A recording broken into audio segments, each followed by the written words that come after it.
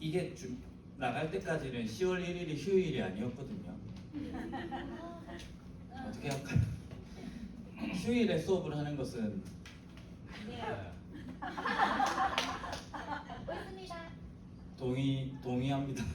그래서 이제 이번 학기 어쩔 수 없이 이제 휴강을 추석 포함해서 이제 제 개인 사정 포함해서 3번을 하게 되는데 괜찮으실까요? 네. 아니면 뭐 주중에 오후 시간에라도 보강을 하는 건 아닌 것 같습니다. 지금 표정들이 무슨 소리냐. 네.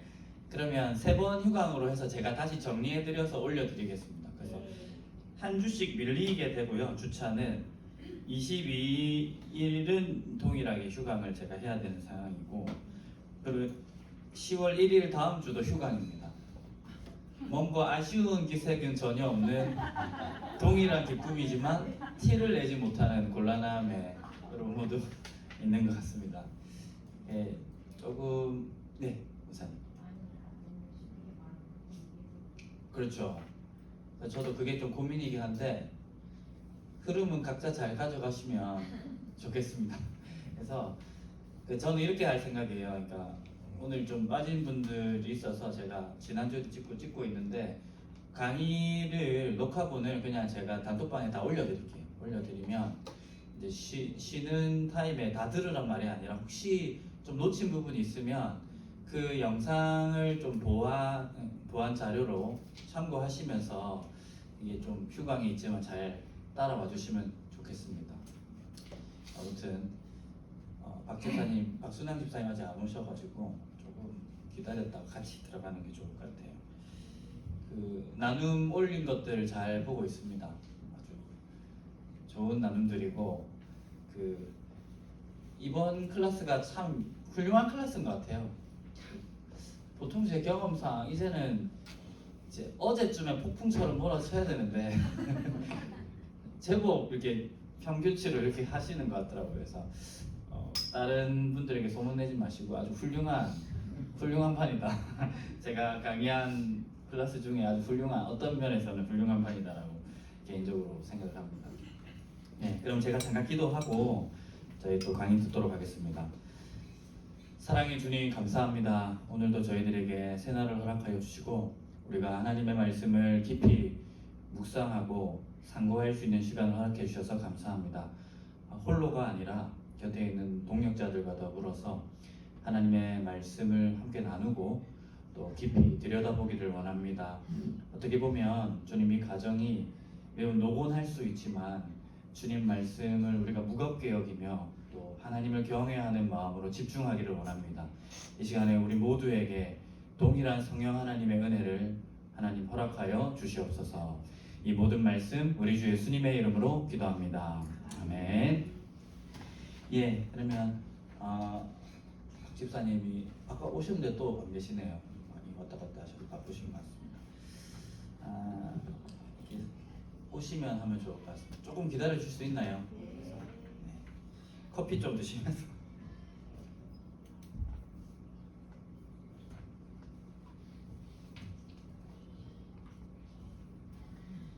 이제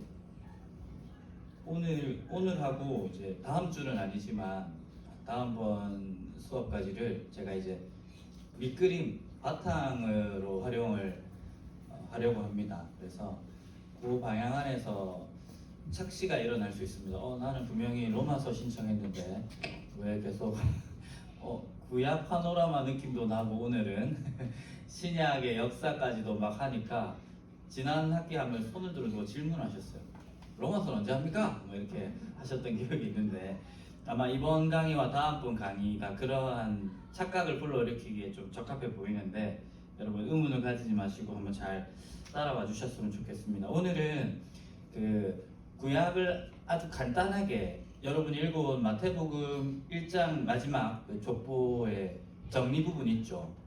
족보를 마태복음 저자가 이렇게 어떤 구성을 합니다. 구조화시키거든요. 이스라엘 역사 거의 전체를 구조화시키면서 3등분으로 나누거든요. 그 골조를 제가 좀 활용해서 구약을 간략하게 스케치를 하고 구약 마지막 지점에서 그리스도께서 오신 그 사역의 의미를 좀 다루겠습니다. 그러면 포로기와 예수님, 그리고 예수 그리스도께서 승천하신 후에 성령께서 우리에게 오신 의미와 의의에 대해서 제가 한번 살펴봐 드리고, 그거를 기반 삼아 이제 다음 주에 이신칭의를 이해하는데 되게 중요한 주제인 이 열방의 사람들이 몰려들 때 성령 하나님의 임재가 있는 예루살렘 교회에 열방이 몰려들고, 또 복음이 열방 가운데 전파될 때 어떤 역사와 변곡점이 있었는지를 제가 좀 살펴보겠습니다. 이 내용이 저희가 다룰 로마서에서 이신칭의를 이해하는데 되게 중요한 메인스트림이 되거든요. 되게 중요한 골조가 될 거라서 좀 장황하게 펼쳤지만 그 조금 긴 호흡으로 성경을 한번 묵상하면 좋겠다고 생각을 했습니다. 그래서 이 의도를 제가 한 번 더 밝혀드리고 한번 가보도록 하겠습니다. 오늘은 구약 전체와 특별히 포로기에 좀 집중해서 포로기와 예수님, 성령 강림 이렇게 한번 시작을 해보도록 하겠습니다. 이 산발짝으로 퍼져 있는 지점들이 보이실 거예요. 이것은 각각의 구약의 사건들, 주요한 구약의 사건들을 마킹한 거거든요. 예, 창조가 있고 타락, 이거 다 올려드릴게요. 아브라함을 부르심. 혹시 잘 안 보이신 분은 그 제가 침 안 튀니까 앞으로 지금 이동하셔도 됩니다. 그리고 출애굽, 그리고 가나안 땅 입성, 다윗 왕국, 솔로몬, 분열 왕국, 북이스라엘의 멸망, 남유다 멸망, 고레스 칙령, 1차 포로 기환, 2차 이제 성벽 성전 회복 사역 이렇게 쭉 있습니다. 제가 이걸 어떻게 보면 그래프로 형상화했고 시각화했는데, 여러분 위쪽이 긍정적이라는 건 아시겠죠? 위쪽으로 가는 것은 뭐 한 대 묶어서 긍정이라고 하지만 세부적으로 표현하면 하나님의 나라, 의, 평강, 연합, 뭐 이런 구원, 뭐 이런 맥락을 가지게 되겠죠. 아래쪽은 타락, 흩어짐, 분열, 죄, 뭐 이런 등등의 의미들을 집약시켰습니다. 그럼 당연히 이제 왼쪽에서 저희가 글을 왼쪽에서 오른쪽으로 읽는 문화권이니 왼쪽에서 오른쪽은 시간의 경과입니다. 시간의 경과에 따라서 그 구약이 드러내고 있는 사건들을 같이 평가를 해서 마킹을 해서 이렇게 그래프로 형상을 했습니다. 여러분 혹시 읽어본 그 구도가 보이죠? 마태복음 1장 17절의 내용이 보입니까 혹시? 일부 표현되어 있죠. 어디죠? 아브라함부터 다윗까지 14대잖아요. 그죠? 다윗부터 남유다 멸망까지 14대잖아요. 그죠? 나중에 추후에 이제 여기서부터 그리스도까지 14대. 제가 신약에도 동일하게 이 그래프로 활용해서 설명을 해드릴 겁니다. 우선은 그래도 간단하게 구약을 여러분 쓰실 필요 없어요. 그냥 제 언어로 들으시면서 한번 따라와 주시면 되겠습니다. 창조는 긍정의 시작이죠. 창조 자체가 긍정입니다. 하나님께서 세상을 만드셨고요. 그 가운데서 하나님의 형상을 닮은 인간을 창조하셨습니다. 그래서 시간의 시작점에 창조가 있어요. 창조로부터 시간이 시작됐잖아요. 그런데 곧바로 조금의 시간이 흐른 이후에 마킹은 최하단에 찍힐 수밖에 없죠. 그죠? 어떤 일이 일어났습니까? 선악을 알게 하는 나무 열매를 먹고 인류가 낙원을 상실했습니다. 그래서 이제 실낙원하였습니다. 불순종하여서 쫓겨나고 흩어지는 형국이 되었다. 여러분 그 불려 모아지고 연합되는 것과 반대되는 것이 언약의 역행입니다. 그럼 언약의 충만은 불려 모아지고 하나되고 충만하게 되는 것이고, 반대는 흩어지는 것, 흩어지는 것. 낙원에서 축출된 인류의 역사입니다. 그런데 이제 이렇게 마무리되지 않죠. 하나님의 약속, 언약의 근본은 사랑입니다. 포기될 수 없는 하나님의 사랑이었기 때문에 하나님은 이게 조금 러프하게 진행될게요. 홍수 사건도 있고 바벨탑 사건도 있어서 흩어져서 하나님 없이 우상 숭배하며 살아가던 데라의 아들 아브라함을 찾아가십니다.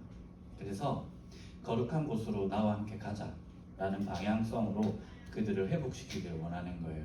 실라곤하였는데 다시 거룩한 곳으로 그들을 초대하는 하나님의 나라의 운동성이 시작되면서 이제 점점 상승 구간으로 진입을 하게 되는 거죠. 이 그래프는 사실 1장 17절에 나오는 이 그래프는 사실은 평면적이라기보다는 되게 다이나믹스입니다. 그래서 그것을 제가 좀 표현해 드리려고 하는 거예요. 유대인들이 읽을 때, 또 1세기 당시 그리스도인들이 읽을 때도 이것이 그냥 하나의 사건을 이은 것이 아니라 그래 하면서 한탄하게 되고 그래 하면서 소망을 가지게 되고 또 나중에 그래 우리 망했잖아 하는 한탄을 갖게 되는, 이게 우리네 인생의 그래프처럼 이렇게 시각화할 수 있는 그러한 그 1장 17절이거든요. 그래서 그걸 제가 여러분에게 조금 맛보여 드리려고 하는 거예요. 아무리 족속에 제가 관영하지 않았기 때문에 하나님께서 땅을 주신다고 하신 약속을, 또 그 땅의 백성들이 충만하게 하신 그 약속을 이후에 아브라함 사후에야 이루어 주십니다. 그 사건이 이제 출애굽 사건이죠. 열방 가운데 흩어져 살던 아브라함을 거룩한 땅으로 부르시고 하나님의 나라, 땅과 자손과 통치. 여러분 국가의 3요소가 뭡니까?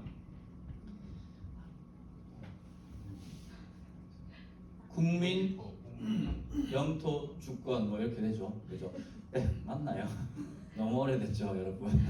저는 7차 과정, 7차 교육 과정에서 배웠던 사람입니다.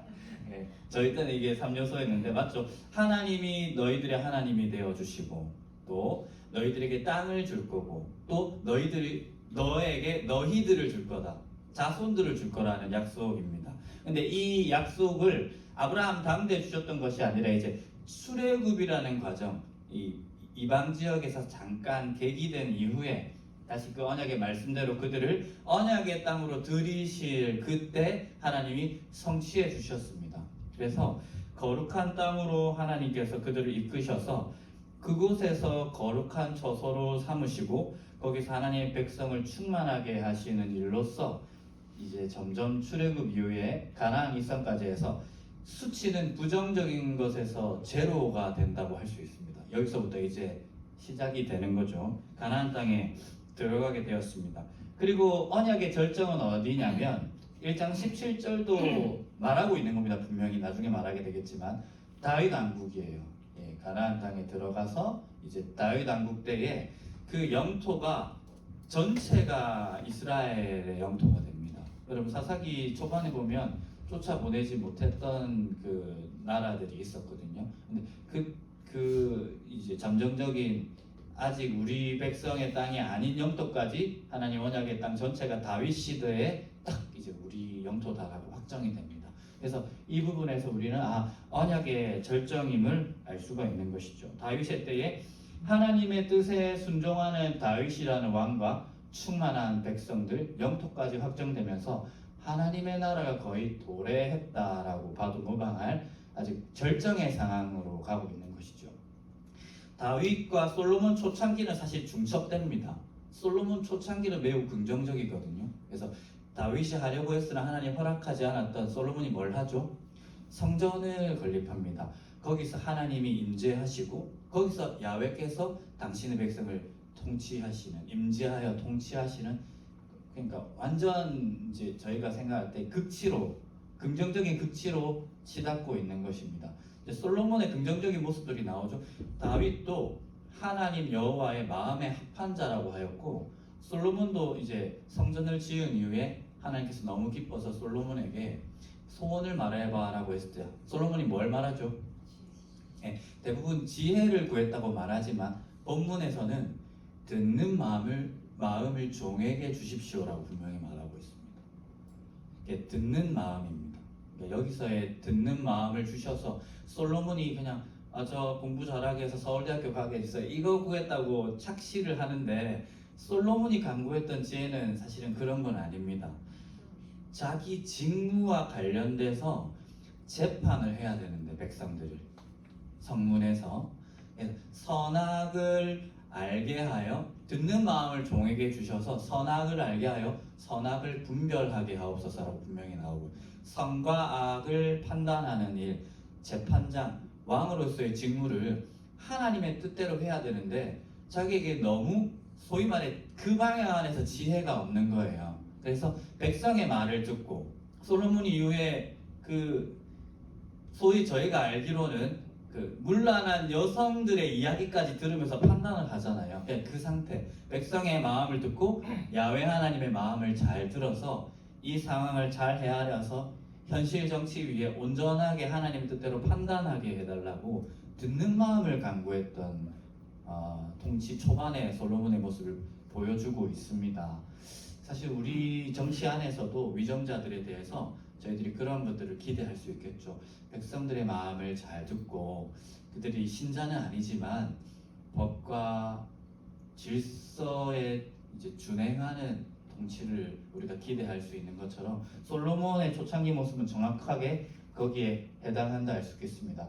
언약의 땅을 온전히 소유하게 되고 하나님의 뜻을 구하는 통치자, 그리고 성전에 임재하는 하나님. 그리고 한 가지 더 뭐냐면 언약의 절정에서 언약의 땅이 너무나도 복스럽게 되니까 열방이 몰려들어요. 이게 되게 중요한 상징적인 제스처입니다. 언약 밖에 있는 이방인들이 야 너희 진짜 대단하다, 너희 어떻게 그러냐 하고, 여러분 기억하시는지 모르겠는데 기억하시는지 이름을 왜 할까요 도대체. 그 구약에 보시면 솔로몬에게 찾아왔던 여왕이 한 분 있습니다. 스바왕 여왕이, 발음이 좀 그렇죠. 그러니까 흑인 여성이 찾아와서 야 정말 솔로몬의 그 성전의 아름다움과 하나님의 법을 찬미하거든요. 그 구도입니다. 너가 열방의 복이 될 거라는 아브라함에게 허락하신 언약의 복이 클라이막스가 된 지점으로 솔로몬에서 발견하는 거예요.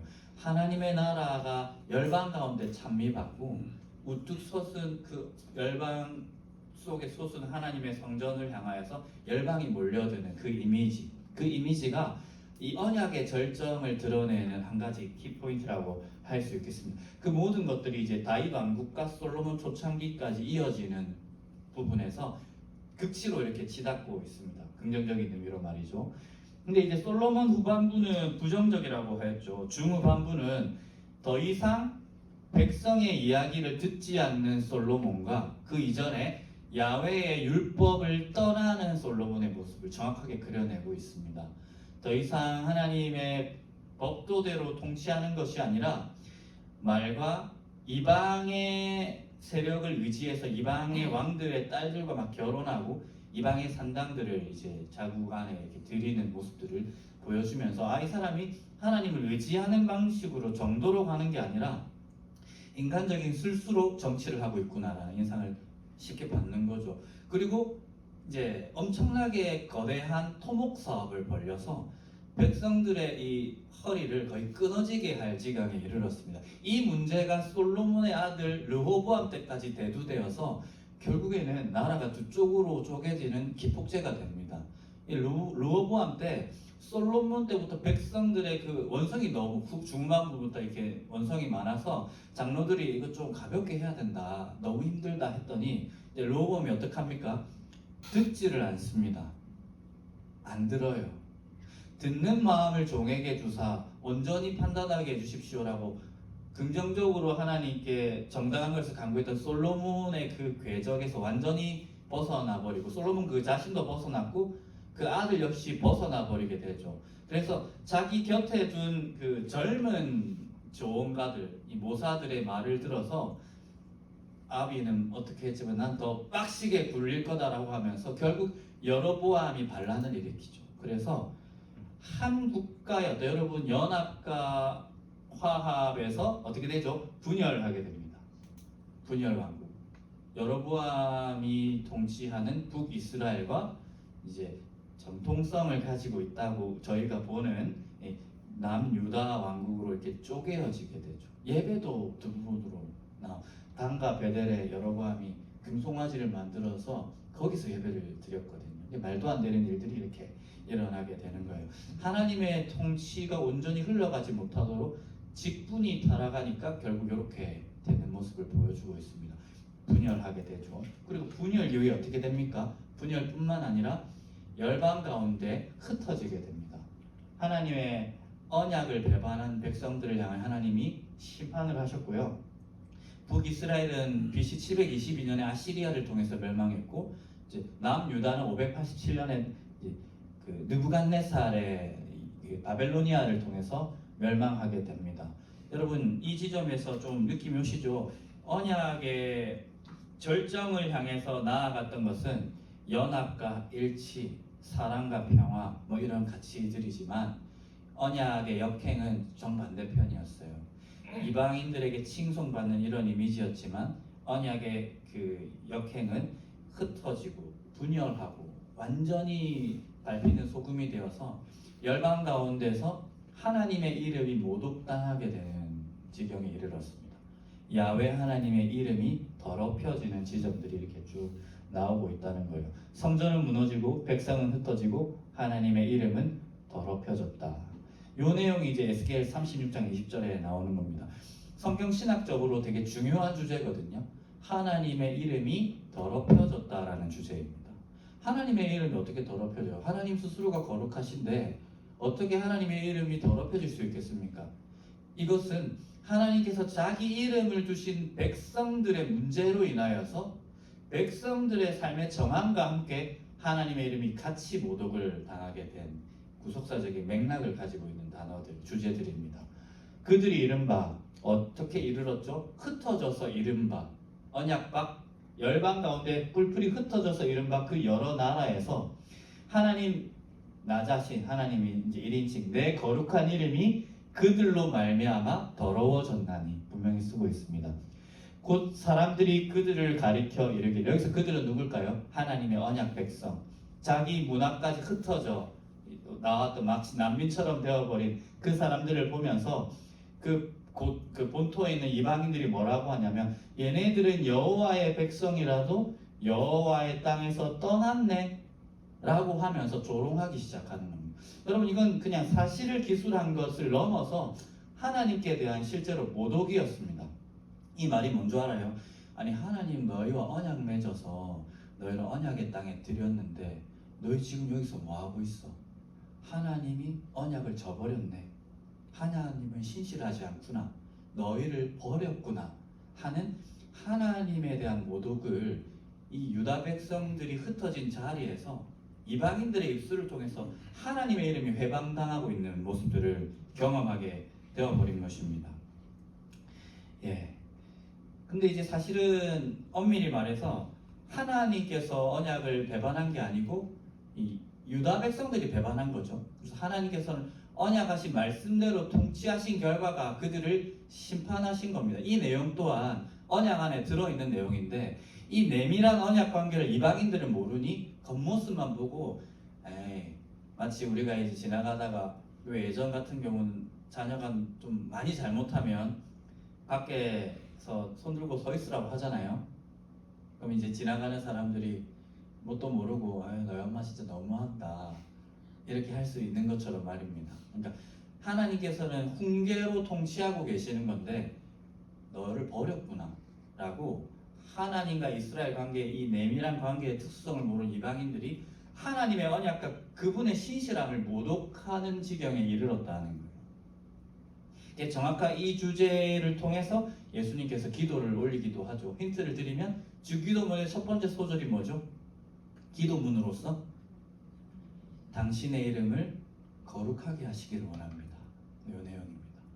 이름이 거룩히 여김을 받으시오며. 뭘 기도했는지 우리가 좀 상상할 수 있겠죠. 그래서 이제 하나님께서 결국 이제 그들을 버리시지 않았기 때문에 통치하고 계셨기 때문에 이사야, 예레미야 등등 에스겔 선지자를 통해서 허락하신 남은 자들에 대한 구원을 주님이 이행을 하십니다. 그러니까 심판의 때가 좋기 배나 풀려서 그들이 충분히 심판을 받았기 때문에 용서의 때를 주님께서 허락하시는 거죠. 종으로 여호와의 종으로 표현되는 이 페르시아의 왕 키루스 2세의 원년에 하나님께서 그들을 다시 본국으로 돌이키시는 회복의 역사를 허락하십니다. 이게 고레스 칙령이거든요. 이 사람입니다.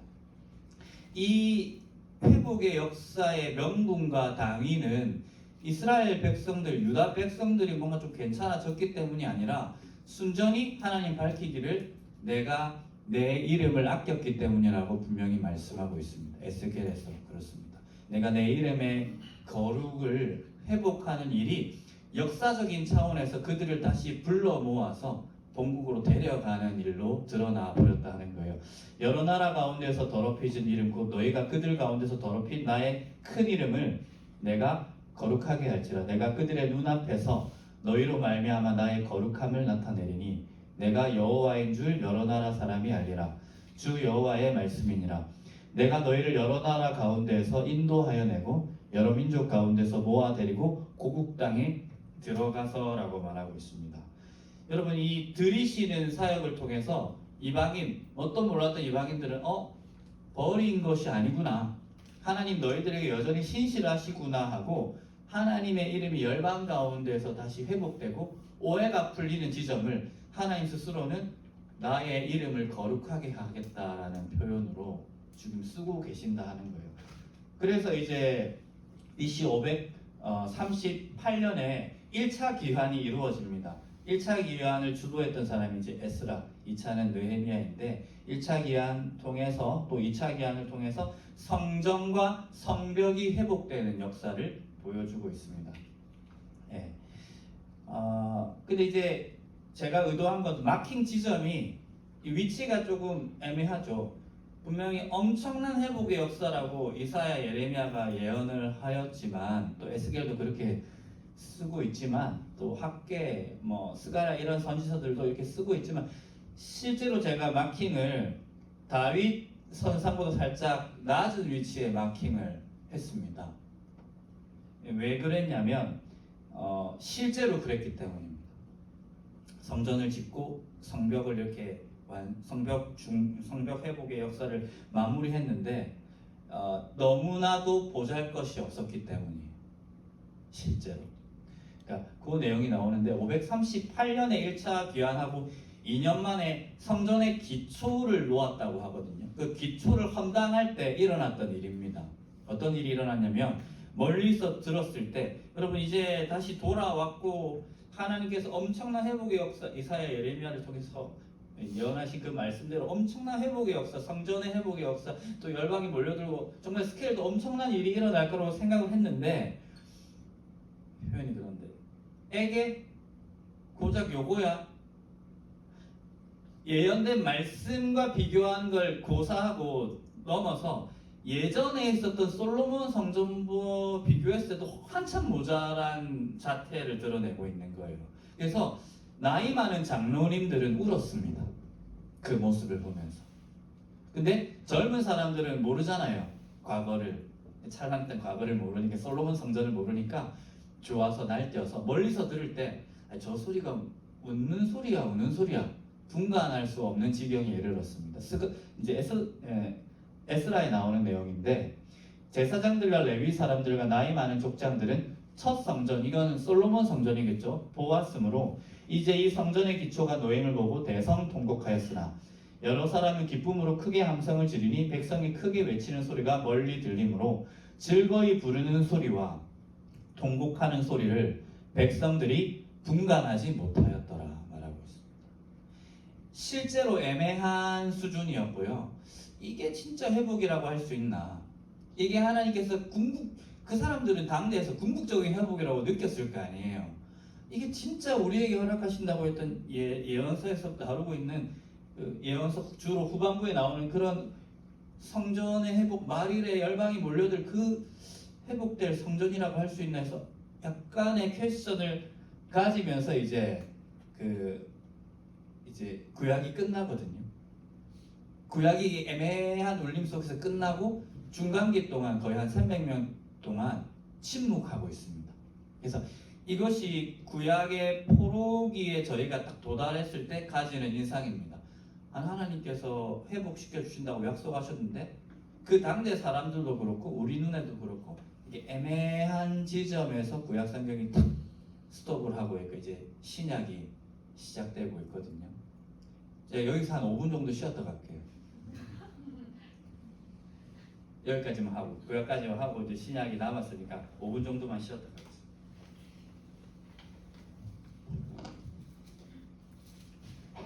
산책입니다. 산책. 예.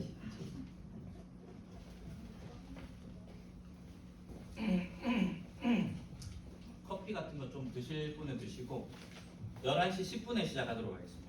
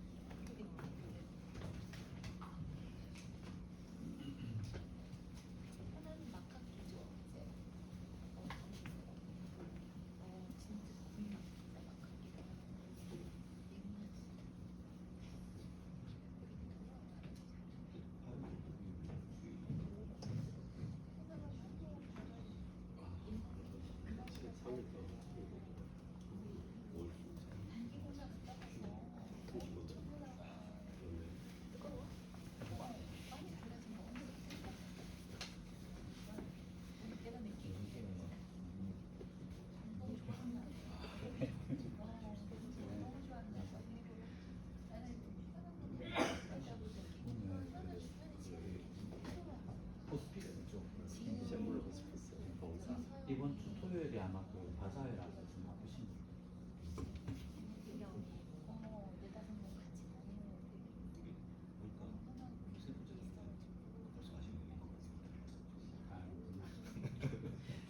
산책입니다. 저는 그 예.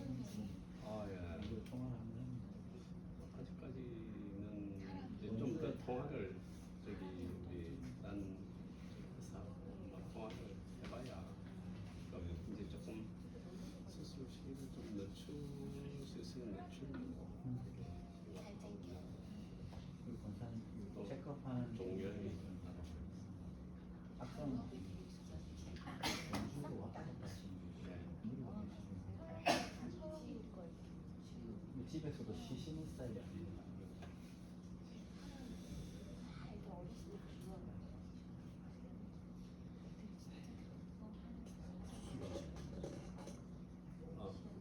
그쪽으로 여기 레이저 수술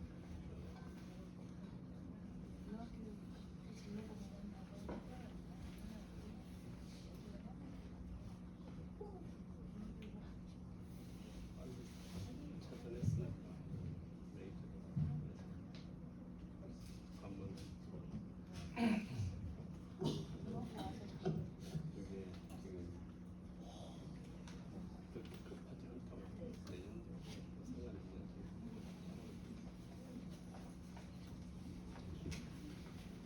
네, 그러면 시작하도록 하겠습니다. 그 산책 길에도 약간 오르막들이 있잖아요. 그래서 지금부터는 제가 말하면서도 민망한데 조금 그 오르막길입니다. 그 노래도 있거든요. 이제부터 웃음기 사라질 거야. 가파른 이 길을 좀 봐. 그러나 여러분, 우리가 올라갈 최종 목적지는 넓지 않아서 오르기만 한다면 만날 것입니다. 그래서 잘 따라오시면 좋겠습니다. 제가 이제 이렇게 하는 이유는 대충 느낌 오시죠? 그러니까 큰 흐름을 제가 계속 보여드리려고 가고 있거든요. 그래서 흩어짐, 분열, 성전의 멸망, 하나님의 이름 열국에서 해방받음, 그럼 모여짐, 연합, 성전의 회복, 그곳으로 열방의 이방인들이 몰려든, 이게 되게 패턴입니다. 패턴. 하나님의 나라가 회복되거나 멸망당할 때 계속 보여지는 패턴이라서 그 이미지가 그대로 사실은 신약에까지 이어진다고 할 수 있겠거든요. 그래서 그 방향 안에서 제가 이렇게 조금 강의를 신약의 어떤 세계관, 신약의 어떤 정신적인 세계를 안 들으셨네요. 죄송합니다. 좀 보여드리려고 하는 겁니다. 이 방향에 아시겠죠? 이제 정말 우여곡절이 많았던 사건들을 마태복음 1장 17절이 이렇게 구조화시킨 거거든요. 이제 이런 어떤 흐름이 보여집니까? 모든 대수가 아브라함부터 다윗까지 찬란했던, 여기서는 이제 그때 그랬지. 그리고 다윗부터 바벨론으로 사로잡혀갈 때까지 이렇게 읽어야 되는, 그리고 바벨론으로 사로잡혀간 후부터 그리스도에게까지 이렇게 희망차게 읽어야 하는 이 흐름이 보여져요. 그래서 족보는 지루하지 않고요. 지루하긴 하죠. 지루하긴 한데 역사의 맥락을 할 때 어떤 족보는 우리가 눈물을 흘리면서 읽어야 될 족보도 있다고 하더라고요. 찾기 쉽지는 않지만 어떤 저희 구약학 선생님이 학부 시절에 자기는 족보와 사람 이름이 이렇게 나열되는 걸 보면 눈물을 흘린다고 하더라고요. 그래서 그 얘기를 들으면서 저희들이 놀라 자빠졌는데 아무튼 그러한 지점들을 제가 좀 말씀드리고 싶어서입니다. 그래서 여기에서 이제 그리스도께까지 이제 신약의 그림들을 이렇게 쭉 제가 보여드리려고 하는 겁니다. 조금은 입체적으로 여러분에게 조금 다가섰기를 바랍니다. 우선 1장 17절, 여러분이 읽어온 1장 17절에 14라는 숫자를 조금 해결해 드리려고 해요. 여러분 다른 구약 성경을 보면 중간에 14대만 있는 게 아니거든요. 이게 모두 실제 역사를 다 반영하는 거라기보다는 어떤 메시지를 담은 구조 안에 얹혔습니다. 14대라는 숫자에 얹혔고, 그 14라는 숫자의 의미가 뭔지를 우리가 이해하는 여러 가지 방식인데, 제가 채택한 방식은 이제 게마트리아라는 것입니다. 게마트리아. 이것은 히브리어의 자음에 숫자의 의미가 포함이 되어 있거든요. 왜 우리도 헬라어 알파와 오메가, 알파는 뭐죠? 시작. 오메가는 마무리, 마침, 성취, 뭐 이런 의미들을 담는 것처럼 이건 의미지만 숫자의 의미를 히브리어 자음 체계가 가지고 있어요. 이게 암호체계로 활용되기도 하거든요. 한때는 활용되었다고 합니다. 요건데 이거 다 필요 없고 옆에 숫자만 보시면 됩니다. 그러면 14에 해당하는 총합 14를 가지는 자음 음가의 한 패턴이 이제 다비드라는 발음입니다. 다위드 혹은 다비드. 이게 뭘까요? 다윗입니다. 찾아보실래요? 왼쪽 위에서 네 번째, 아래로 네 번째 4 찾았죠? 찾았나요? 이렇게 그 다음에 밑에 그 두 칸 밑에 6 찾았습니까? 다시 디귿으로 올라와야겠죠. 다위드니까 14에 해당하는 다비드입니다. 다위드.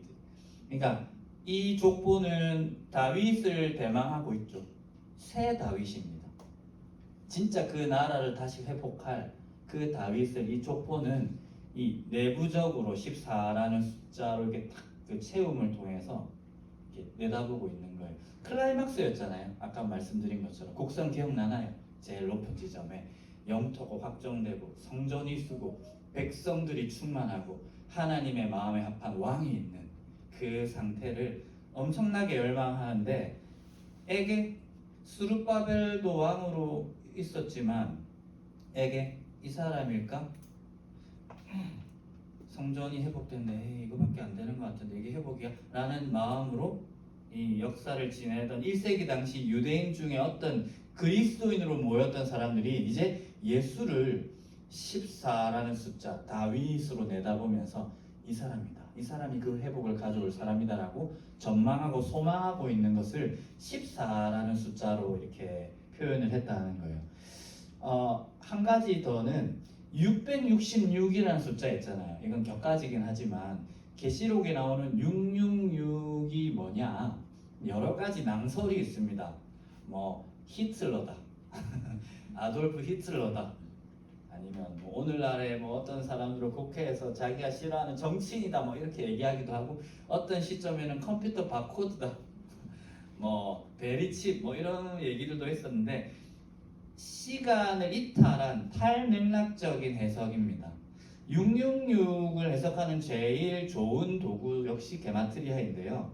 666의 총합의 자음 체계를 갖고 있는 게 네론 케사르입니다.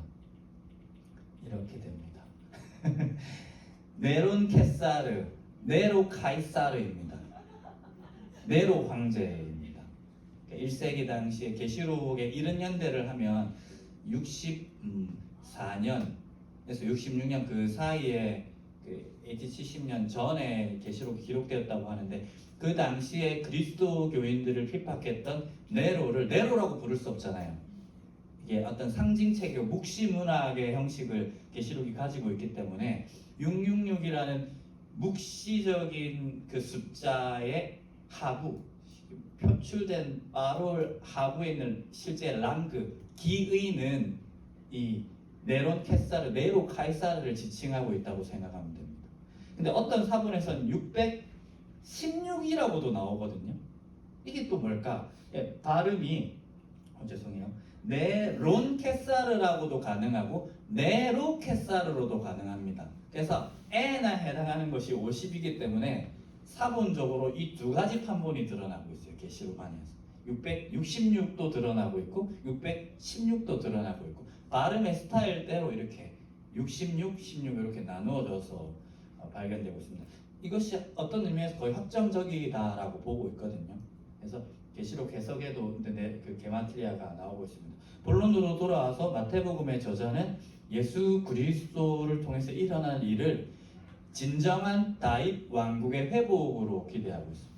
진정한 하나님의 나라의 회복을 기대하면서 14라는 숫자를 이렇게 그 사이로 세 등분 안에 한 등분 안에서 이 14개 이렇게 천착하고 있다 하는 겁니다. 이제 이것이 한 가지고, 이 3등분과 관련해서 제가 좀 설명드리면서 이제 구속의 역사, 복음사역까지, 복음서의 사역까지 좀 나아갈 건데, 제가 여러분에게 한번 질문을 드리겠습니다. 이거는 현장에서 내는 퀴즈고, 의지를 조금 깎으면 상품은 없고요. 혹시 이 마태복음 족보가, 그죠?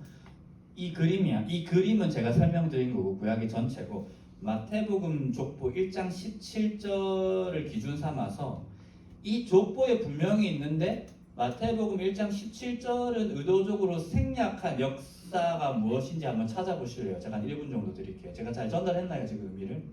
1장 17절에는 없고 여기에 있는 의미심장한 사건이 있습니다. 그러면 1장 17절이 분명히 존재하는 사건 하나를 의도적으로 이렇게 생략을 한 거거든요. 어떤 메시지를 주기 위해 생략한 건데, 그 사건이 뭔지 한번 찾아보시죠. 창조 빼고요. 창조 빼고 아브라함 이후의 역사의 시점부터 어떤 사건 하나가, 되게 중요한 사건 하나가 없어져 있거든요. 17절에. 아무도 못 맞춰야 이게 뭔가 강의가 재밌. 죄송합니다. 쓸데없는 얘기. 내가 쓸데없는 얘기 좀 하지 마.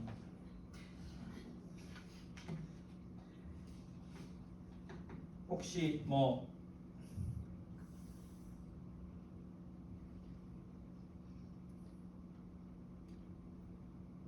북이스라엘 멸망. 그것도 맞는데 그건 맞는데 이제 남유다 역사 안에서입니다. 죄송합니다. 그것까지 제가, 왜냐하면 다윗적인 메시아는 유다 백성들의 소망을 담고 있기 때문에 북이스라엘의 멸망까지는 이제 족보가 애초에 시킬 수 없었고, 이제 유다 백성들의 역사 안에서 되게 중요하고 의미심장한 사건인데 17절에 의도적으로 뺐거든요. 제가 바로 말씀드릴게요. 여기죠. 근데 보셨나요? 방금 멋진 플레이를, 그죠? 아브라함 다윗까지 엄청 힘들었어요. 이거 애니메이션 준다고. 두 번째 B 구간, 그죠? 14대까지 두 번째 단락. 세 번째가 어디였죠? 남유다 멸망해서 그리스도잖아요. 뭐가 없어요 지금? 아니요. 고레스 칙령이 없잖아요. 본국으로 돌아왔다는 역사가 아예 상실돼 있어요. 이 족보에는 바벨론에서 그리스도께까지 끄고 있습니다. 이거는 의도가 있는 거예요. 굉장한 의도가 있는 겁니다. 아니 좀 바빠가지고 실수로 좀 뺄 수 있지. 아유 우리 고영경 목사님 깐깐하다 깐깐해요 이렇게 생각하실 수도 있겠지만 근데요, 귀환이나 성벽 회복을 이게 고레스 칙령을 바탕으로 했기 때문에 없어도 되는 거 아닌가요? 그러니까 고레스 칙령과 회복의 역사가 아예 족보에 없는 거죠. 바벨론으로 옮겨갈 때까지만 쓰고 있고 저 자체가요? 바벨론에서 그리스도께까지 그대로 이어져 있습니다.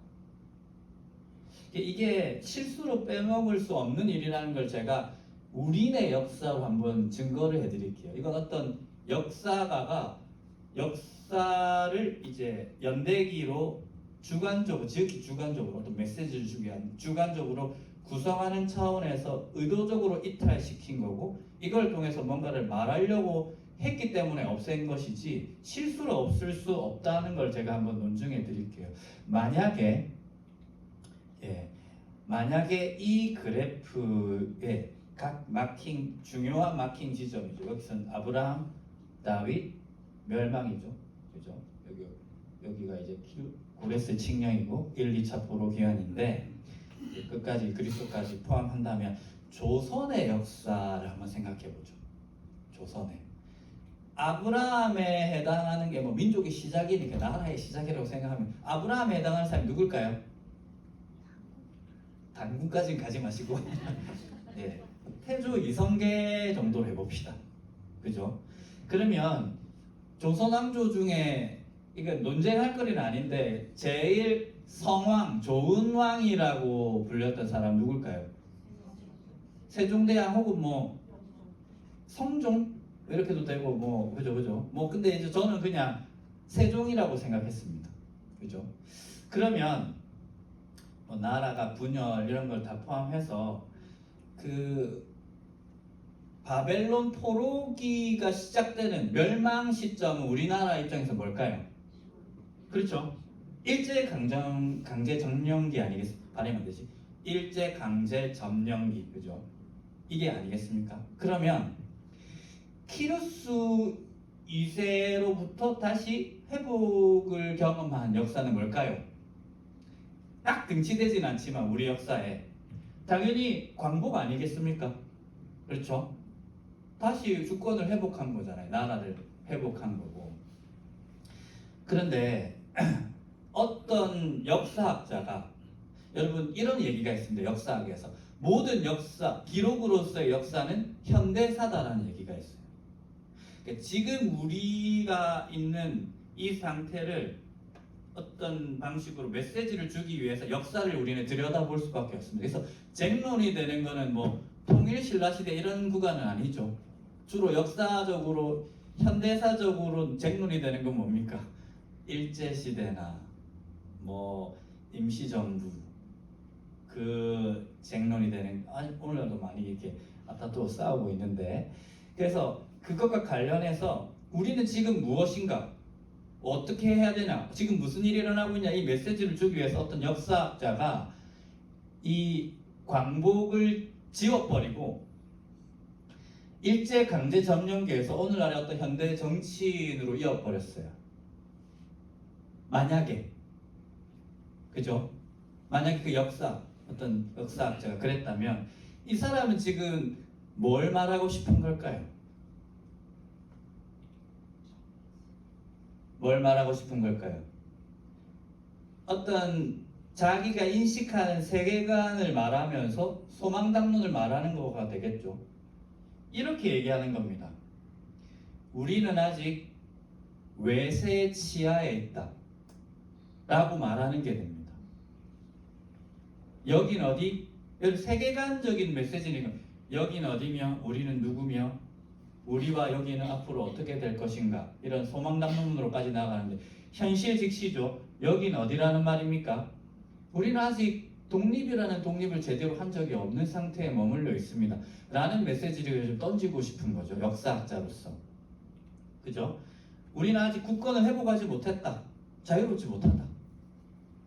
그리고 진정한 자주 국가로 거듭나야 한다. 이거 가상입니다. 이거 지금 제가 역사 논쟁하려고 하는 게 여러분의 마태복음 1장 17절이 상실한 이 구간을 통해서 주려고 하는 마태복음의 메시지를 좀 여러분이 이해시키길 원하는 겁니다. 근데 그 국권의 회복과 자주국가, 자유, 진정한 강복이 누구를 통해서? 오늘날의 어떤 정치인을 통해서 일어날 거다 하는 소망의 메시지를 1장 17절이 담았다고 봐야 되겠죠. 마찬가지죠. 여기에 신약의 세계관입니다. 신약이 자기 그림을 딱 보여주기 전에 각각의 그리스도의 사역, 태어나시고 사시고 죽으시고 부활하시는 이 구속 역사를 보여주기 전에 세팅하고 있는, 보여주려고 하는 어떤 세계관을 보여주는 겁니다. 뭐냐면 뭘까요? 여긴 어디? 우리는 아직 포로기라는 겁니다. 여기는 바벨로니아라는 거예요. 언약의 땅이 이제 언약의 땅이 아닌 게 되어버렸고 여기는 빠져나와야 할 애굽이 되어버렸다는 겁니다. 그렇죠? 그리고 우리는 지금 목자 없는 양처럼 흩어져 있다는 겁니다. 지금의 종교 지도자들의 행태는 목자라기보다는 하나님의 대리 통치자라기보다는 이방의 치리자들처럼 되어버렸다는 겁니다. 포로기처럼 우리는 짐을 엄청나게 지고 노역 생활하고 있다는 거예요. 누구로부터? 로마로부터 아닙니다. 자국으로부터. 유대 땅 그 자체가 애굽이 되어버렸다는 거예요. 언약안이 아닌 게 되어버렸다는 겁니다. 이 세팅을 계속 밀어붙이고 있는 거고요. 그래서 새 출애굽의 역사가 실제 외세로부터가 아니라 여기로부터 일어나야 한다는 거예요. 언약 자체가 지금 의미 없어져 버렸기 때문에 유대로부터의 회복, 유대로부터의 새 엑소더스, 출애굽이 일어나야 한다라고 공간복음서가 강조하고 있다는 거예요. 그래 진정한 언약의 땅에 들어가야 하고 진짜 성전을 회복해야 되고 하나님의 통치를 받아야 한다라고 얘기하고 있는 겁니다. 그 일이 다윗 가문 예수를 통해서 일어날 거고 그리스도는 그 일을 지금 공간복음서 안에서 시작하려고 한다라고 얘기하고 있는 거예요. 흥미로운 것은 이 세팅이 진짜라고 볼 수밖에 없는 이유는 뭐냐면 딱 한 장 넘기면, 한 장이라기보다 진짜 장수로 한 장 넘기면 1장 17절 이후에 2장이잖아요. 2장의 유대인의 왕 헤롯이 누구 같아 보이나요? 영아를 살해했던 타이폴로지, 구약에 누구 같아 보입니까? 파라오. 헤롯, 유대인의 왕이 파라오처럼 행동하고 있어요. 이거 이상하게 보지 않으셨어요? 그래서 여러분 성경을 읽을 때 이거 좀 이상한데 라는 질문을 가지고 보는 걸 저는 좀 장려해 드려요. 이거 누구 닮았다. 남자 영아들을 살해했던 사람 누군가요? 파라오. 근데 지금 파라오를 연기하는 듯한 유대인의 왕 헤롯. 그럼 이건 유대인인가? 헤롯은 파라오인가? 뭐지? 이 얘기를 지금 마태복음이 시작하고 있어요. 그래서 예수님은 새 출애굽을 일으킬 새 모세, 진짜 왕 새 다윗이고 헤롯은 파라오처럼, 그리고 헤롯의 졸개들인 유대 종교 지도자들은 파라오의 술사들처럼 예수님을 계속 공간복음서에서 괴롭히고 시비 거는 역할, 주님은 이 사람들과 사투하는 역할을 하게 된 거거든요. 역설적인 장소를 거의 비틀어버리는 구약의 인용도 있습니다. 여러분 혹시 고쳤는데 죄송합니다. 이게 몇 절이죠? 2장 17절인가 그럴 거예요. 잠시만요. 성경 한번 찾아보겠습니다. 2장 15절이네요. 2장 15절. 애굽으로부터 내 아들을 불렀다 함을 이루려 함이라. 이게 어떤 내용이냐면 예수님께서 헤롯이 예수님 아들 예수님 아기 예수님을 죽이려고 하니까 천사들이 나타나가지고 도망가십시오 라고 하잖아요. 그래서 언약의 땅에서 유대 언약의 땅에서 애굽으로 천사들의 현몽하여서 요셉과 마리아가 예수님을 데리고 애굽으로 도망가고 있어요. 실제로 지정학적인 애굽으로 말이죠. 근데 그때 구약을 인용하는데 이렇게 인용하라는 거예요. 애굽으로부터 내 아들을 불렀다 함을 이루려 함이라. 인용하는 주체인 마태는 지금 어디를 애굽으로 상정하고 있는 겁니까? 아들을 죽이려는 파라오처럼 행동하고 있는 유대라는 영역을 애굽으로 상정하고 있고 호세아 11장 1절을 인용하고 있는 거예요. 내 아들을 애굽에서 불러내었다 함을 이루려 함이라. 출애굽은 공간복음서 마태, 마가, 누가, 요한에서 어디로부터냐면 로마로부터가 아닙니다. 유대 옛 언약, 우리 입장에서 옛 언약이면 그 당대 언약의 직무자들이 있던 성전이 있던 그곳으로부터 밖으로 나가야 하는 방향성을 가지고 있어요. 처음부터 계속해서 보여주고 있는 모습이더라 하는 거예요. 여러분 혹시 잘 따라오고 있습니까? 이게 신약 성경 자체가 세팅하고 있는 밑그림이고 요 방향 안에서 복음서를 읽으면 이해되는 지점들이 많습니다. 예수님 그런 말을 하시죠. 이게 모든 시간에 적용돼야 할 말씀이지만 그 당대에 딱 적용됐을 때 이해가 되는 지점이에요. 예수님께서 그러면 지금 이런 얘기도 하셨잖아요. 최근에 담임 목사님 설교하시기도 하셨는데 내가 온 것은 화평을 위해서가 아니라 검을 주러 왔다. 이 맥락에서 좀 이해되지 않습니까? 여기가 언약 백성의 땅이라고 생각했던 사람들, 이 유대교가 진리라고 생각했던 사람들 틈에 예수님 지금 뭘 하려고 하는 겁니까? 그거 아니야. 여기로 와야 돼. 빠져나오게 하는 사역들을 해야 되니 나누시는 사역을 하는 거죠. 부모도 버리고 나와야 하는 일들이 필히 요청되는 상황들이었습니다. 모든 것들을 버려두고 쫓아라. 이 얘기가 오늘날 우리에게 적용되기도 해야 되겠지만 그 당대의 역사의 맥락에서 예수님께서 계속 얘기하려고 하는 거예요. 언약의 땅이 빠져나와야 할 애굽이 되어버렸습니다. 여러분 이거 어떤 장면이에요? 요단 동편 광야에서 세례를 주는 요한, 세례자 요한입니다. 요단강 동편 지역에서 세례를 주고 있어요. 그 광야 지역을 끼고 세례 요한이. 이것도 매우 상징적인 의미예요. 성경을 읽을 때. 여러분 동편 지역은 어떤 지역입니까? 언약의 땅에 들어가기 전의 상태를 의미합니다. 강을 건너지 않았기 때문에. 그럼 이제 세례라는 것이 애초에 어떤 의미를 가졌냐면 물에 잠겼다가 땅에 들어가는 이미지입니다. 언약의 땅에. 고대 교회가 그렇게 이해를 했어요. 서방 전통에서는 세례 전에 서쪽을 향해서 사탄을 3번 저주합니다.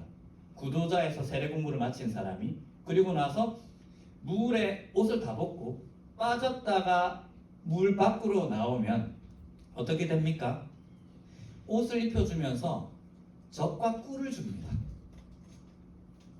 왜 젖과 꿀을 줍니까? 새 언약의 땅에 들어왔다는 거예요. 이제 그것이 입교 의식이거든요.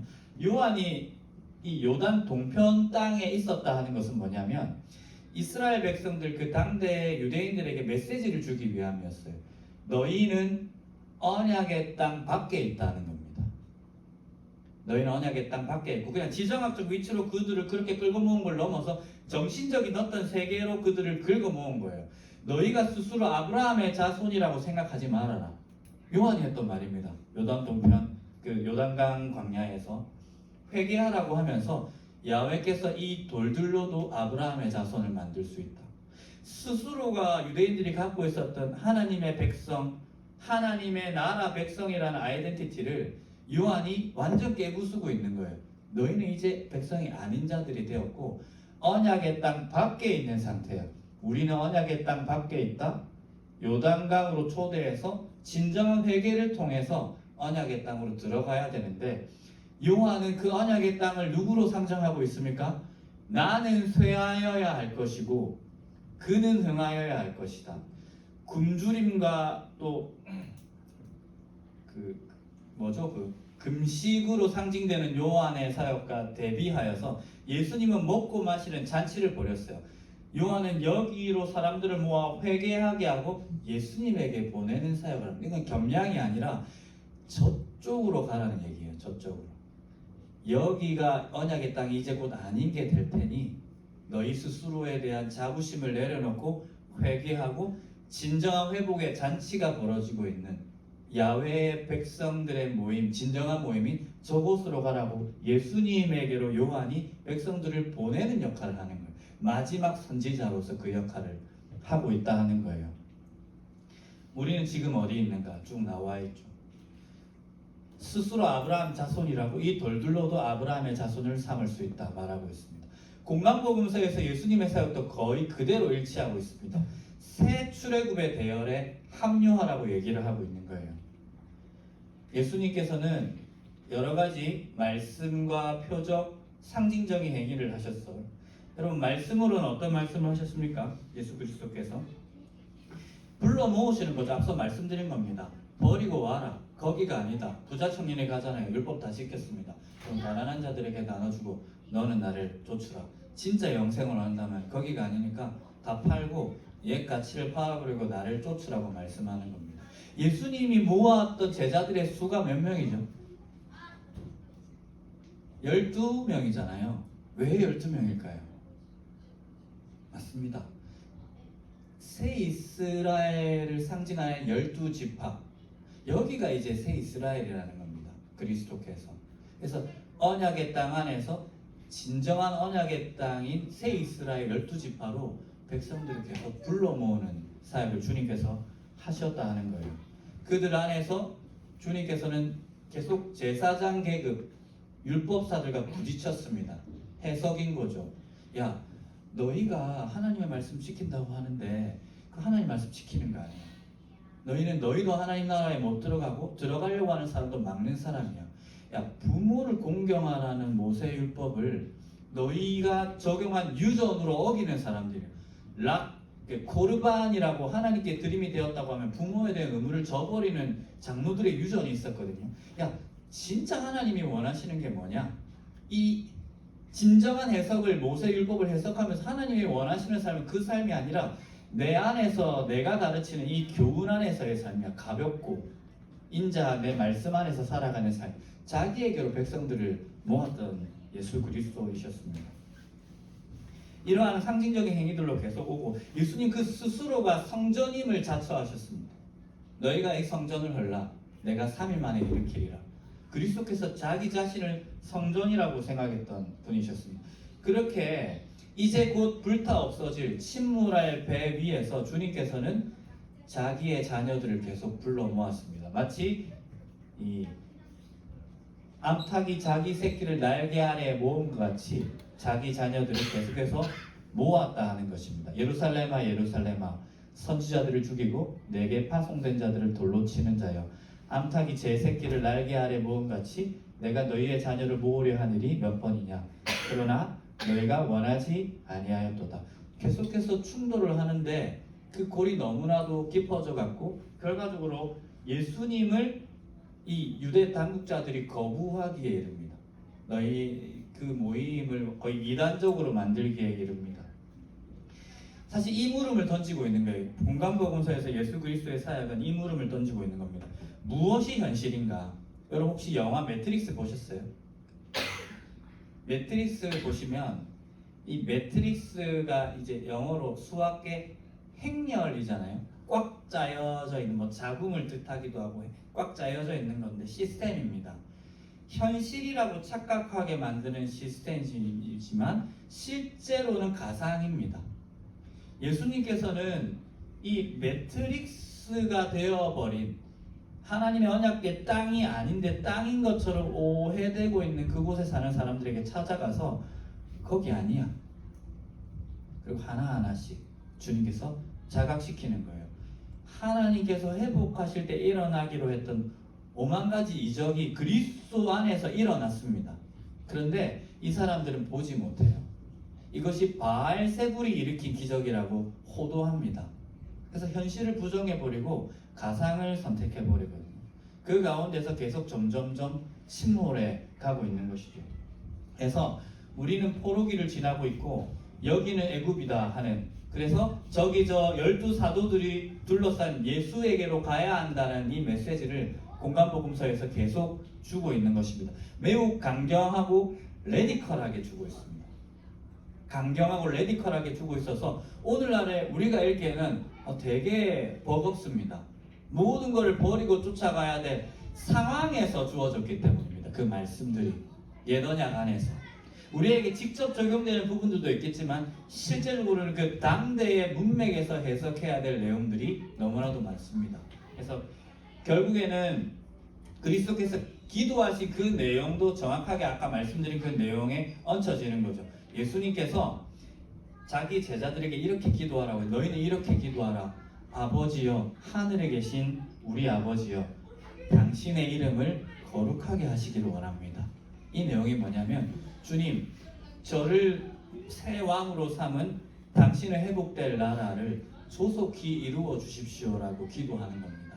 이곳으로 당신의 버림받고 흩어져 있는, 그래서 열방 가운데 웃음거리가 되고 있는 이 유대 땅에 있는 자기 백성들을 예수에게로 불러 모아서 이곳을 성전 삼으시고 회복의 언약의 땅을 삼으십시오라고 주님께서 기도하시는 내용입니다.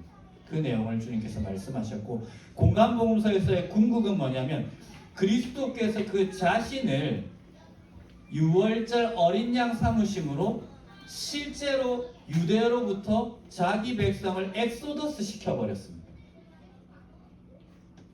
예수 그리스도께서 어린 양으로 스스로를 내던지심을 통해서 자기를 배반하고 자기를 저버리고 자기를 호도하는 그들을 위해서 자기의 몸을 내던지심을 통해서 옛언약 안에서 이 애굽에서 어린 양의 죽음을 통해 출애굽한 거 기억나시죠? 마지막 만찬을 그런 상징으로 베푸시잖아요. 이것은 내 몸이면서 떡이다. 이것을 먹을 때마다 나를 기념하라. 이것은 포도 주면서 내 피다. 이것을 마실 때마다 나를 기념하라. 새 어린 양으로서 새로운 출애굽을 주님께서 일구어 버리셨습니다. 그리스도의 죽으심과 부활하심을 통해서 이제 12사도와 120문도가 남겨져 있는데 그 사람들은 새로운 출애굽을 이미 경험한 사람들이 되었어요. 완전히 떨어져 나왔습니다. 본토에서 완전히 물리적으로가 아니라 신학적으로, 전인적으로 완전히 떨어져 나와서 그들은 그리스도의 죽으심으로 새 출애굽의 역사를 이루었습니다. 12사도와 왜 120명 문도일까요? 진정한 새 이스라엘의 정족수 곱하기 100이라는 의미가 아주 충만하다는 의미이기 때문에 실제로 120명이 모였고 마가다락방에 그곳에서 그들이 먹고 마시고 진정한 예루살렘을 회복하고 있는 겁니다. 예루살렘 도시 안에서 진짜 예루살렘, 진짜 샬롬이 있는 예루살렘을 회복해버린 거예요. 어린 양의 죽음을 통해서 그분의 이름으로 모여있는 그들이 말입니다. 그리고 거기에 주님께서도 예루살렘을 떠나지 말라고 회복될 영이 임해버린 겁니다. 여러분, 이거 성령 강림 있잖아요. 성령이 강림하셨다는 것은 그 1세기 당시 상황에서 진짜 매우 정치적인 의미였어요. 어떤 정치적인 파워 게임에서 누가 진짜였냐라는 걸 드러내는 차원의 정치적인 의미. 여러분, 예루살렘 성전에 안 내렸습니다. 하나님께서 회복의 때에 말일에 여호와의 영이 임하면, 이런 예언서들 많거든요. 그러니까 그 회복의 영을 예루살렘 성전 당국자들이 있는 곳에 내리시지 않고 소박한 모임, 그들에게서 이단자로 취급받고 무시당하던 120 나사렛파 사람들 위해 성령이 임하였습니다. 그리고 여기에서 회복시킬 그 나라에서 일어나기로 한 5만 가지 이적과 표적이 일어나기 시작합니다. 치유가 일어나고 그리고 흩어짐을 상징했던 방언이 극복됩니다. 새 말을 하면서 일치와 연합이 이루어집니다. 바벨론 사람들이 멸망하러 올 때를 그 이사야서가 뭐라고 하냐면 다른 방언하는 자들이 올 것이다라고 얘기하거든요. 그러니까 다른 방언은 그 이제 바벨탑 사건 이후에도 다른 말하는 사람들로 해서 열국에 흩어져 버리는 심판을 상징했습니다. 그런데 오순절에 유대인들이 디아스포라 다른 지역에 살던 다른 말하던 유대인들이 오순절을 지키기 위해서 올라왔다가 복음을 듣는데 베드로가 낮에 성령에 충만해서 복음을 막 하나님의 큰 일을 말했겠죠. 뭐 어떤 얘기였을까요? 너희가 십자가에 매달아 버린 예수를 하나님이 주와 그리스도가 되게 하셨다, 이 얘기 아니었을까요? 그 당대 사람들 모든 유대인들에게. 그랬더니 그 이야기 하나님의 큰 일을 말하니까 베드로는 아람어를 썼을 거거든요. 유대인으로서 본토인이었기 때문에. 근데 아람어로 분명히 베드로는 설교를 했는데 그 아람어가 다른 이집트에서 온 유대인들, 그리스에서 온 유대인들, 로마로부터 온 나그네, 이 사람들에게 자국의 언어로 막 들리는 거예요. 그래서 그 복음을 듣고 함께 표적으로 인하여서 예루살렘 교인이 되어버립니다. 충만하게 이스라엘의 회복되는 역사가 일어나는 거예요. 방언과 온갖 회복의 역사가 일어나는 거예요. 회복의 영이 어디에? 예루살렘 성전에 아닙니다. 예루살렘 교회에 임하였습니다. 예루살렘 성전이 아니라 12사도와 120명 성도가 있던 곳에 임하였고, 쫓겨나고 흩어진 자들이 새 언약의 땅 예루살렘에서 회복을 맛보고 있어요. 예수 이름으로 모인 예루살렘, 예수의 영이 충만한 예루살렘 교회에서 회복을 맛보고 있습니다. 방언으로 각 나라의 말로 하나님의 큰 일을 듣는 탈바벨탑, 탈포로기를 충만하게 경험하고 있다는 거예요. 빨리 진행해서 이제 한 가지가 더 남았어요. 회복을 위해서 상징. 여러분 아까 전에 말씀드렸던 거 기억나시죠? 하나님의 언약의 클라이막스는 언약의 땅이 확정되고 새 왕이 오고 백성들이 모여서 성전이 회복될 때 어떤 일이 일어난다고 했습니까? 이방인들이 거기로 몰려드는 순례길이 일어나야 됩니다. 그것이 이사야와 예레미야가 말하고 있는 내용이에요. 바로 요 구절이죠. 이사야 2장 2, 3절인데 말일에 여호와의 전에 산이 모든 산 꼭대기에 굳게 설 것이요 모든 작은 산 위에 뛰어나리니 만방이 그리로 몰려들 것이라. 많은 백성이 가며 이르기를 오라 우리가 여호와의 산에 오르며 야곱의 하나님의 전에 이르자. 그가 그의 길을 우리에게 가르치실 것이라. 우리가 그 길로 행하리라 하리니 이는 율법이 시온에서부터 나올 것이요 여호와의 말씀이 예루살렘에서부터 나올 것임이니라 말씀하고 있습니다. 제가 한 주 쉬고 다음 부분부터 이제 강의할 내용은 뭐냐면 회복된 시온을 회복하신 이후에 사도행전 이후의 그림은 열방이 그리로 몰려드는 그림을 제가 소개를 해드릴 거예요. 근데 열방이 몰려들 텐데 몰려들 열방의 사람들을 어떤 방식으로 받아들일지의 문제가 대두됩니다. 사도행전에서. 그들을 어떻게 받아들여야 될까? 어떤 근거로 받아들여야 될까? 사실 이 접점에서 이신칭이라는 주제가 드러납니다. 오직 믿음으로 말미암아 의롭다함을 선언한다 하는 내용. 그들 마지막 날에 이 예루살렘 교회와 또 새언약 공동체로 들어오려고 하는 언약 밖에 있는 이방인들이 몰려들 텐데 이들을 어떻게 받아들이라고 성령 하나님이 이끌어 가시는가? 옛날의 방식이 아니라 새로운 방식으로 주님이 이들을 받아들이길 원하셔서 어떠한 변곡점을 마련해 주십니다. 그것이 고넬료 사건입니다. 그 사건의 의미가 고넬료 사건입니다. 그래서 그 고넬료 사건을 들여다보면서 우리는 로마서에서 바울이 어떤 주제를 가지고 지금 이 대화를 우리에게 걸어오는지를 좀 묵상할 수 있을 것입니다. 그래서 복잡하지만 하나님의 새로운 성전을 이루신 것까지를 공간복음서와 성령 강림까지가 얘기하고 있고 그 회복될 다윗의 장막에 열방의 사람들이 이제 곧 몰려들게 될 것입니다. 그럼 사도행전 초반까지는 베드로와 여러 사도들이 본토인들 그리고 유대인들에게만 복음을 전합니다. 근데 어떤 기점부터 동시다발적으로 이방인들이 교회 안으로 막 들어오기 시작해요. 초창기 베드로의 설교는 모두 유대인들을 향한 것입니다. 메시지의 방향은 같아요. 그대들이 이단자라고 오해하여 죽인 예수를 하나님을 위해서 하나님의 이름으로 예수를 이단자라고 확신하여서 죽였는데 하나님이 예수를 부활하게 하셨고 살아나게 하심으로 그를 주와 그리스도로 삼으셨다. 이제 너희 어떡할래? 요 얘기를 유대인들에게 하는 거거든요. 그때 어떻게 합니까? 그 설교를 듣던 유대인들이 형제들아라고 부르는 관계 속에 있었던 사람들, 형제들아 우리가 어찌할꼬? 베드로가 뭐라 합니까? 그리스도를 믿고 회개하여 세례받고 성령을 선물로 받으라. 너희 그 예루살렘 성전 왔다 갔다 한다고 성령 안 내린다. 이제 그리스도 안에서 이 새 언약 안으로 들어올 때만 새 표지로서 성령의 충만함을 경험할 수 있다고 그들을 이쪽으로 초대하는 사역을 쭉 하는데 어떤 시점부터 베드로가 고넬료의 집의 문턱을 딱 넘는 순간부터 동시간대 안디옥 교회가 쓰거든요. 이방 지역에서 야고보와 스데반의 순교로 흩어지던 예루살렘 교회 성도들이 고넬료와 베드로의 사건이 일어난 그 시점에 안디옥에서 회당 주변에 몰려든 이방인들에게 복음을 전하는 이례적인 행동을 합니다. 이건 그들 자신이 적용해서 한 것이 아니라 성령께서 동시간대에 마지막 날에 자기의 품으로 오려고 하는 이방인들을 어떤 방식, 동일한 방식으로 받아들이신 결과입니다. 그래서 그 방향을 제가 쭉 이제 강의를 해드릴 거거든요. 다음번에. 그거를 한번 맛보시면 로마서의 어떤 표현들이 우리에게 조금 더 입체적으로 다가오고 1세기 중반 당대에 쟁점이 이거였구나.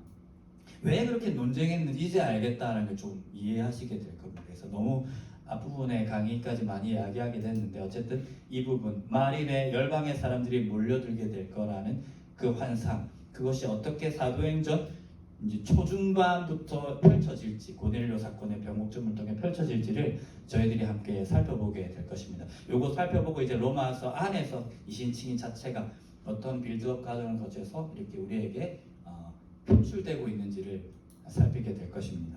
네, 여기까지입니다. 너무 수고하셨습니다. 서로에게 박수를 좀 쳤으면 좋겠습니다. 네, 질문이 있으신가요? 장로님 혹시 질문 있으십니까? 예. 그럼 제가 잠깐 기도하고 마치도록 하겠습니다. 사랑해 주님 감사합니다. 저희들에게 하나님 말씀 주시고 이 말씀 안에서 우리가 하나님 말씀 깊이 상고할 수 있는 은혜 주셔서 감사합니다.